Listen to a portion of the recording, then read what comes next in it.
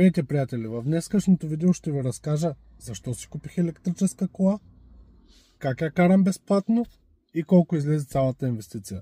Ако ви е интересно и искате да научите повече, останете с мен до края.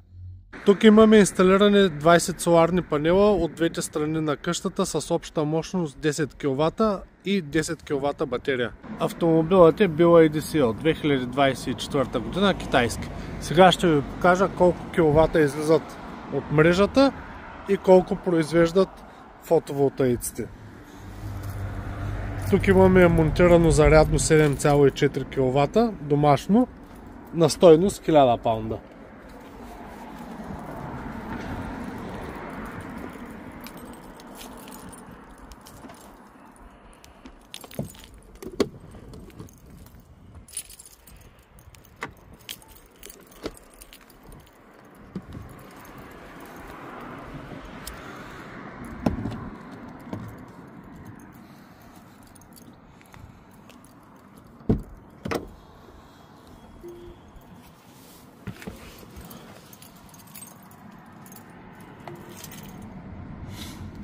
В момента автомобила е на 74%.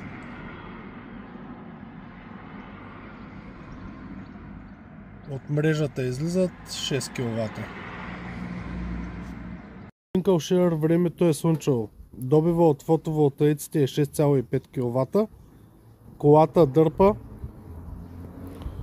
6,2. Това е безплатният начин на зареждане. Ако искате да разберете колко струва зареждането на публично зарядно и дневна и нощна тарифа, останете с мен до края. Разгледаме какви цени предлагат операторите около мен.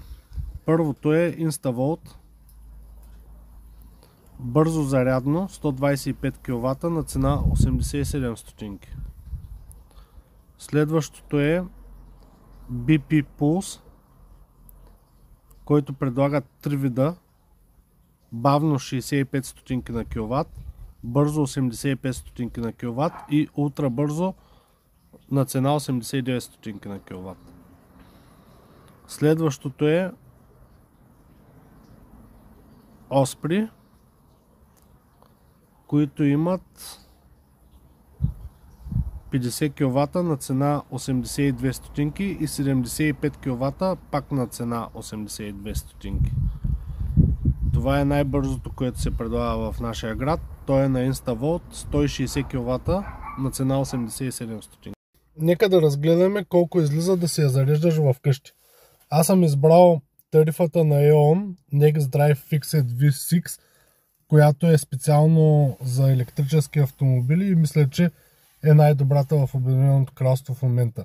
Цената е от 12 до 7 сутринта е 6,7 стотинки на киловат, а дневната е от 7 до 12 на цена 25,3 стотинки на киловат.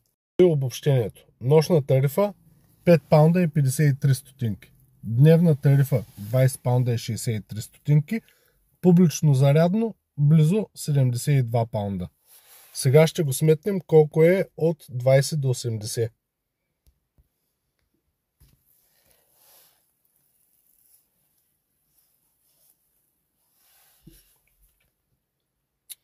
От 20 до 80% излиза 3 паунда и 32 стотинки нощна тарифа, 12 паунда и 38 стотинки дневна тарифа и 43 паунда на публично заряд. И за финал, ако искате да зареждате вашия електромобил безплатно, инсталирайте фотоволтаична система. Тази тук е 20 панела плюс 10 кВт батерия на стойност 10 500 паунда. Имаме и домашно зарядно 1000 паунда. Общата стойност на инвестицията е 11 500 паунда.